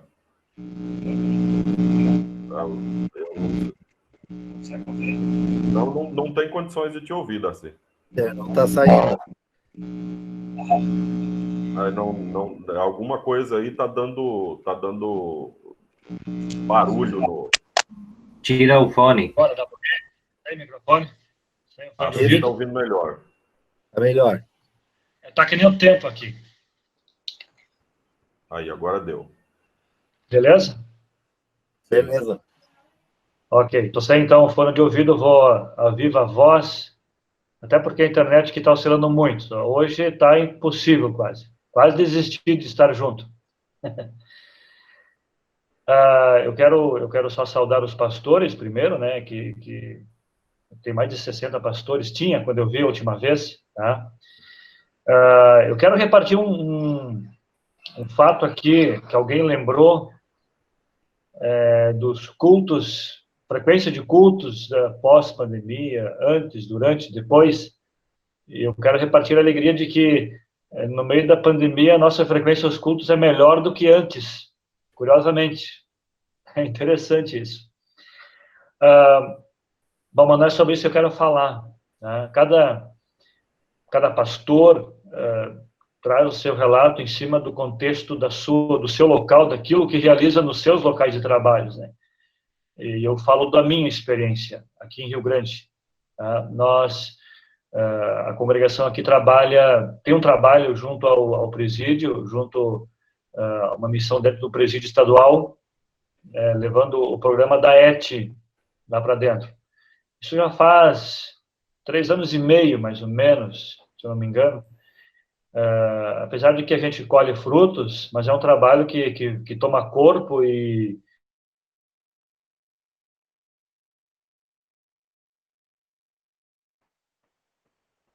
Travou aqui, Darcy. Foi a internet dele. deve ser a internet. Desliga o vídeo, deixa só o áudio.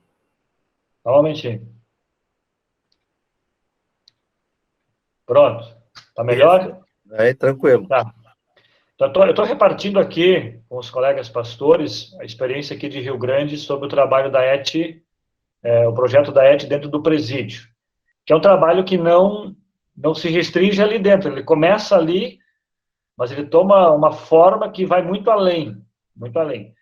Tanto assim que 2 destes, né, que iniciando já há 3 anos e meio iniciado, 2 estão quase completando já, findando o 5º módulo e indo para o 6º módulo e se Deus quiser, mesmo em meio à pandemia, a gente vai estar lá em São Leopoldo na formatura deles, né? Mas isso não é o mais importante, isso é um detalhe. O importante é que ele mostra aquilo que o pastor Rony trouxe, quando se mede a entrada, a cada 500 metros, o profeta vai entrando o rio adentro, né? E o rio, ele toma outra proporção. O trabalho, às vezes, é parecido a isso, né? Ele começa com uma missão direta, tem o envolvimento de 1 ou de 2 pessoas, que atinge 1 ou 2 pessoas, e estas vão tomando proporções que fogem ao controle, porque, no fim, ele foi entrando e não deu mais, estava fora do seu controle, não depende de pessoas específicas e vai muito além. Eu não sei se um destes que hoje está com a gente, envolvido no trabalho da igreja, especialmente a área de música, e a ideia era formar um novo grupo da ET fora dos âmbitos da igreja luterana, para levar a doutrina e o conhecimento bíblico dentro de outras denominações. Se vai dar pé ou não, a gente não sabe ainda, né? A pandemia atrapalhou e, por enquanto, está em off, né? Por outro lado, os programas ao vivo, outros trabalhos realizados aqui vão lá para Paraíba, via online. E ele brincou comigo, né? Se ele for para lá, ele me leva junto. É claro que a gente não tem esse controle, então essa é a missão indireta, onde é que não depende da gente, mas ele vai tomando forma e corpo, e curiosamente bem pertinho aqui agora, né, com outros alunos iniciando esse mesmo curso da ET, já primeiro módulo e tal, e eu fui sondado pela Igreja Assembleia de Deus dos Gideões. Eu só vi um nome, quando eu ia na rádio entregar os programas de rádio, ao lado tinha uma congregação, né, uma Assembleia de Deus dos Gideões, mas não sei nem como funciona. Aí eles pediram que eles querem conhecer como é que funciona esse curso da ET, né, o que é abordado, como é que funciona. Então, eu queria só compartilhar como outros pastores compartilham, né, os seus trabalhos, o pastor Roberval, o pastor Adelar e outros, né, em outras capelanias e coisa tal. Eu trago daquilo que nós aqui trabalhamos na congregação aqui local, aqui em Rio Grande, que é interessante, né? Mas, assim, talvez muitos não saibam, né? Outros já conhecem, mas o que eu queria compartilhar justamente é esse efeito que vai levando, né? Do começo é uma coisa bem rasa, né? Mal molha os pés e vai indo, né? E a missão, ela toma uma proporção que a gente não tem a pretensão de determinar como é que vai ser. O trabalho iniciou como um simples atendimento, alguém que pediu, que queria fazer esse curso, um monitoramento, e agora, né, depois de 3 anos e meio, né, nós temos uma proporção muito grande. É bem interessante. Eu só queria compartilhar, né, o trabalho que começou dessa maneira, mas tem como proporção maior, mas o mérito é realmente das pessoas, porque a congregação abraça. Se uma pessoa só abraça e fica sozinha, a coisa não vai dar pé. Então, só para compartilhar. Muito obrigado, pastor Garcia, acho que é importante, e a missão em presídios, muitas vezes você está ali em contato direto com os perdidos, né? Muitos deles não têm fé, outros chegam à fé justamente quando estão dentro da prisão, há um momento de conversão ali, e acho que faz parte também do próprio trabalho da igreja buscar ou auxiliar essas pessoas que estão nessa situação especial, né? Jesus foi ao encontro de publicanos e meretrizes, né? Acho que nós também temos que ir ao encontro dos pecadores, não importando o tipo de pecado que eles praticaram. Acho que o presídio eu lembro muito do não pastor, mas o Eder Bincha, né, que é advogado, e ele tem um trabalho dos Gideões, diretamente ligado à distribuição de Bíblias nos presídios, né, e ele também relata, assim, de muitos momentos interessantes e importantes. E aí também há a missão que vocês fazem aí de trazer educação teológica, ensino bíblico para essas pessoas que depois vão continuar com a missão, né? E o crescimento é realmente exponencial, né? Ele foge das nossas mãos muitas vezes. E a grande questão é que, se nós queremos ver esse crescimento, a gente não pode querer fazer sozinho o trabalho. É 1 a 1, quer dizer, nós temos que treinar outras pessoas para que elas façam a mesma coisa, né? Essa é a ideia que a gente traz. Pena que a pandemia surge no momento que se trabalha, né, fora. Agora, apenas um aluno continua no presídio, os outros estão em liberdade condicional, ou, né, com tornezeleira, coisa tal. Pena que a pandemia veio e a gente teve que dar uma segurada, né? E até porque a minha família tem grupo de risco elevado, né? Então é meio complicado, as penas, por um lado. Mas a gente vai vendo, tá? Isso é interessante, tem um termômetro nisso aí, porque a gente vê qual é a vontade que eles têm, né? E isso a pandemia nos traz, né? Por um lado, né? Para a gente pensar melhor. E depois a gente vai seguindo, né, enquanto Deus assim permitir. Essa que é a grande questão. Eu queria compartilhar, acho que é assim como os irmãos compartilham, e tem outros trabalhos muito excelentes, fora que, lembrando, eu sempre fico pensando, né, o trabalho da capelania hospitalar, onde as pessoas perdem sua liberdade porque precisam ficar acamadas, é difícil. Agora, pensando aonde você perde literalmente, tu não tem liberdade alguma. Não vou falar sobre isso em si, apenas mencionar, né, que a importância ali dentro, o efeito é muito maior do que apenas diretamente aos que fazem o curso, né, dentro a direção do presídio, as famílias fora. Eu tenho um testemunho de que uma mãe estava preocupada com o filho que sairia, né, como é que seria, como é que se comportaria.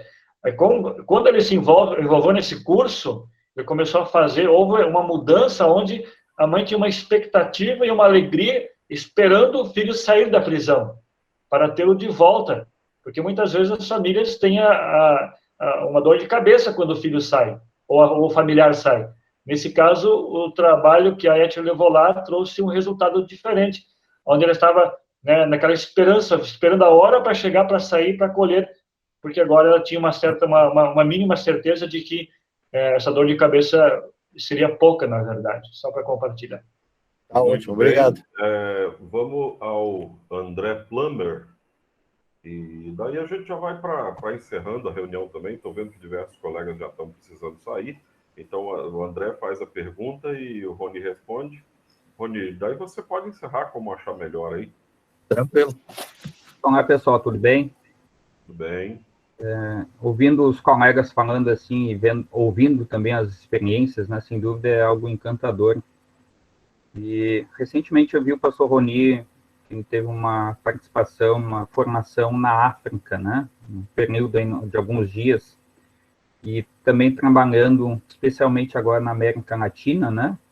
A pergunta que eu faço, um comentário e uma pergunta. A pergunta é: qual a diferença real, na perspectiva, digamos assim, na visão de igreja que o senhor consegue identificar, se tem a ver alguma coisa diretamente com a questão da cultura, ou pelo medo que as pessoas, e aí eu digo assim, por um conhecimento de causa, né, e o senhor também sabe muito bem, teve lá em Moçambique, quase morreu por causa disso, por causa da malária, e se é por medo realmente assim, dos espíritos que o pessoal crê muito, né, especialmente no continente africano, desse poder dos espíritos, dos demônios, que tudo é regido pelo diabo e tudo mais. Qual a diferença real que o senhor percebeu e de missão? O que é mais, digamos assim, as pessoas, por causa desse medo, elas podem ou tendem a aceitar melhor o evangelho lá, que a gente vê que nem a maior igreja luterana, se não me falha a memória, na África, é na Etiópia, 6 milhões de luteranos. E aí não estou falando se é confessional ou não, mas carrega o nome luterano, né? E é um país bastante rígido, especialmente pelos muçulmanos e tudo mais. E dentro do luteranismo, o continente africano é onde mais tem luteranos, né? E aqui na América Latina, América do Sul, digamos assim, enfim, coloca as Américas, né, especialmente a gente vê uma relutância, de modo geral, a ouvir e crer no Evangelho. Talvez pela colonização, eu vejo, e aí é uma leitura minha, nem no Brasil, né, sobrou alguma coisa que você não usa, manda para a igreja. Isso, de maneira especial, isso é um péssimo testemunho para o crescimento da igreja, como se a igreja é o depósito dos nossos dejetos, digamos assim, né. Recentemente, enquanto o senhor falava, eu acabei pesquisando, né, a gente questiona muito as igrejas pentecostais, pelo seu modo de agir e tudo mais, mas de maneira especial, se você olhar da onde veio o mármore, nem para fazer o templo de Salomão, ele veio todo, digamos, da Espanha, né, e quer dizer, se tem uma preocupação daquilo, digamos, na ideia de que a qualidade e tudo mais, não que nós não tenhamos, mas se investe pesado nesse sentido em prioridades. Então, essas coisas me inquietam, né? Porque nós, luteranos, especialmente, eu falando de nós temos esse descuido, tipo, o que não serve, então manda para a igreja. Isso não atrapalha no trabalho de missão, no entendimento de zelar por uma missão, de investir na missão. E aí, olhando na perspectiva da IELB, né? A gente começa com uma faixa. A cada ano, digamos que nem o colega Darcy comentou há pouco, né? Existe um investimento, começa com 1, 2 pessoas, a tendência é crescer, mas aí tem que aumentar o investimento. Só que nós já fazemos o inverso. Antes de pensar em aumentar o investimento, nós já começamos a decrescer gradativamente. Eu sei que temos uma carência financeira, mas parece que a gente está fazendo o caminho inverso. Se a gente quer que a missão cresça, a gente tem que cada vez investir mais naquela missão para que ela se torne sólida, tenha um corpo propriamente dito. Aí. São quantas? 4, 5 perguntas que você fez? Mas vamos lá. Tá? Não, acho que a questão cultural é importante, como você destacou, a Igreja da África é muito diferente da nossa em termos culturais, assim como a dos Estados Unidos e do Paraguai também é diferente da nossa, né? Há diferenças culturais que moldam realmente a maneira da pessoa ser e assim moldam também o jeito da igreja física, né? A igreja visível aqui existir, né? Mas isso não impede que a gente trabalhe para a divulgação do evangelho. E a proposta, principalmente, que o PLI traz é que, assim, muitas vezes a gente fica no ensino, né? Não passa do ensino ao treinamento prático e nem ao discipulado. E a proposta que nós trabalhamos, e é a sequência desse primeiro estudo que a gente traz aqui, é como ensinar pastores a discipularem, a fazerem outros discípulos fazedores de discípulos, né? Como tu treinar pessoas para que elas também possam ir e anunciar o evangelho. E aí, realmente, tu não vai precisar de grande investimento, porque o pastor já está sendo pago. Tá? Os leigos, as pessoas que vão ir e fazer missão, elas também não recebem pagamento. É só realmente, talvez, entre o que você colocou, de elas sentirem a importância de Cristo na vida delas e como Cristo é importante para a vida das outras pessoas. Elas quererem compartilhar isso. Um exemplo fica bem claro, vamos usar 2 pastores, pastor A e o pastor B. Os 2 são muito fiéis, pregam a palavra de Deus com lei e evangelho, com muita fidelidade, tem um bom número de pessoas, de membros na sua congregação. Num período X, digamos lá, de 6 meses, o pastor A recebeu 2 pessoas na igreja, o pastor B recebeu 2 também. Só que o pastor B resolveu fazer uma coisa um pouquinho diferente. Quando ele estava trabalhando, ensinando essas 2 pessoas que ele recebeu, ele resolveu ensinar elas a fazer missão. Treinou elas, discipulou elas e foi com elas fazer missão. O que aconteceu? Quando essas 2 pessoas estavam prontas e foram recebidas como membros da congregação, depois elas saíram. E cada uma delas já trouxe mais uma. Já eram 4. E aí o pastor A continuou com o trabalho fiel dele, mas ele recebia uma por uma. O outro não, o outro treinou as pessoas a fazerem missão e passou a multiplicar, um crescimento exponencial. Né? Acho que esse é o segredo que muitas vezes nós perdemos, né? A gente, por mais fiel e importante que seja o ensino que nós passamos à nossa congregação, é importante que a gente continue ensinando, nós devemos dar o passo seguinte, que é treinar as pessoas a fazerem discípulos, né? Treinarem as pessoas a aproveitar as oportunidades que elas vão ter no dia a dia delas para compartilhar o evangelho. Usarem o melhor da vida que elas têm, que são as 24 horas do dia que Deus dá a elas, para elas, né, e as oportunidades que Deus coloca na vida delas para compartilhar o evangelho. Eu acho que com isso eu procuro responder todas as suas questões, né? Mas principalmente a questão cultural, acho que a gente tem que estar atento nisso, né? Eu, na época que eu trabalhava na administração nacional, a gente teve contato, principalmente com os Estados Unidos, né? E eu digo assim, a igreja sempre é um fruto da cultura em que ela está inserida. Olhamos para a IELB. A IELB tem, o Brasil, nós temos uma constituição que é parlamentarista e temos um presidente que governa, tá? Que tenta tomar as decisões. A IELB é a mesma coisa. Nós temos um regimento e um estatuto que é parlamentarista, que coloca todo o poder no conselho distrital, no conselheiro distrital, tá?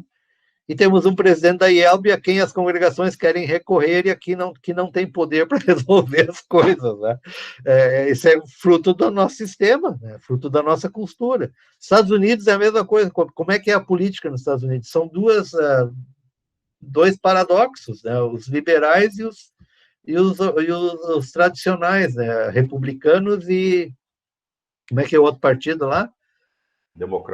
Democratas, né? Quer dizer, um é liberal e o outro é ortodoxo, tá? E vivem em briga. Aí a LCMS é a mesma coisa. São 2 partidos, os que querem missão, a ênfase toda é pela abertura, né? E os outros são todos mais tradicionais, não, nós temos que manter a pura doutrina. Também é fruto do ambiente em que vivem, né? E aí tu olha para a África, né? A igreja africana, então, para mim, assim, realmente é uma grata surpresa nós vermos como o evangelho tem libertado aquelas pessoas das suas tradições antigas, né? Até o espiritismo, baixo espiritismo que elas tinham como padrão cultural da vida delas, né? Como passam a viver uma nova vida dentro da igreja cristã, né? E só corrigindo um dado estatístico aí, né? A igreja da Etiópia tem mais de 10 milhões de membros, né? O negócio já cresceu muito aí. Não, e realmente tem crescido cada vez mais, né? Eu estive lá, tive a oportunidade de participar lá de uma conferência junto com o PLI, né? E eles agora estão trabalhando assim, eles estão a cada ano treinando no ano passado, eles treinaram 100 líderes leigos para fazerem missão. O PLI está trabalhando nesse tipo de treinamento. O PLI já fez todo o treinamento com pastores lá, né? Então, passou 4 anos lá treinando os pastores, e agora o PLI está recebendo 100 leigos a cada ano para treinar, para que eles vão lá e sejam auxiliares dos pastores na missão. Então, é um crescimento assim, realmente muito grande que está acontecendo lá. Graças a Deus, né? Bom, gente, esse é o trabalho que a gente tem desenvolvido junto com o MML e o PLI, a questão da missão, e para mim é uma paixão que eu sinto realmente de poder compartilhar isso com vocês. E dentro do PLI, esse aqui, na verdade, é um ponto inicial, a base, né? Depois se continua retomando muitas das coisas aqui e aprofundando, principalmente a questão de treinamento, né? De como usar recursos e ferramentas para realmente auxiliar na missão de Deus, né? De como nós podemos fazer ela da melhor maneira possível. E digo também que o PLI tem grande interesse de continuar auxiliando no Brasil cada vez mais. Tem uma proposta que a diretoria e a comissão coordenadora do MML estão analisando de talvez iniciarmos uma segunda turma, talvez mais para o norte do país, Espírito Santo, talvez, ou em outros lugares, com o patrocínio do PLI para ajudar, mas não seria o mesmo do MML, seria a proposta mais voltada assim, realmente para a missão, né? Então, tudo isso está sendo analisado e a gente está participando junto nesse processo para talvez atingir o maior número de pastores possível e auxiliar nessa realmente tão importante missão de Deus dentro da nossa igreja. Agradeço pela oportunidade que eu tive de falar com vocês aí. Eu coloquei um hino lá como oração no texto final de vocês. Não sei se querem cantar ou eu leio ele como oração. Porque cantar não vai ficar legal. Não vai ficar legal.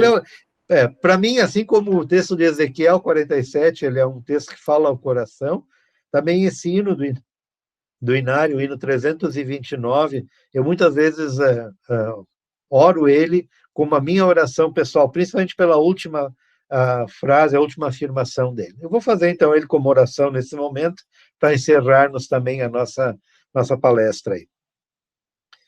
Em agonia o mundo vai, rumando à perdição. Angústia, brados, débeis ais, demonstram aflição. Senhor Jesus, aviva-nos em hora tão crucial. Senhor Jesus, a igreja dá amparo celestial. Adora as pedras o pagão, das trevas teme o mal. Se encolhe a sós na urbana luz, vaidoso ser mortal. Senhor Jesus, desperta os teus a ver o seu pavor. Senhor Jesus, a igreja dá, por eles grande amor. O entendimento natural procura a Deus em vão. Teu evangelho em seu fulgor propaga entre a nação. Senhor Jesus, poder nos dá, e a pregação vigor. Senhor Jesus, ativa em nós a fé e o destemor. Adverte do juízo a voz e no alto paira a cruz. Milhares agonizam já, não vendo a eterna luz. Senhor, constrange a tua grei, a nova a proclamar. Senhor, aviva a igreja aqui, em mim vem começar. Em mim vem começar. Amém. Que a graça do Senhor Jesus Cristo, o amor de Deus e a companhia do Espírito Santo estejam com nós hoje e sempre. Amém. Amém. E eu procurei rapidinho aqui na internet esse hino, não tem nenhuma versão dele na internet para a gente sugerir assim, esse hino aqui vocês podem ouvir. Está na hora da gente fazer uma versão e botar na internet. Pois é. Vamos ver se dá tempo de fazer as partituras essa semana ou semana que vem, coloca na internet para os colegas conhecerem, porque é lindíssimo esse hino.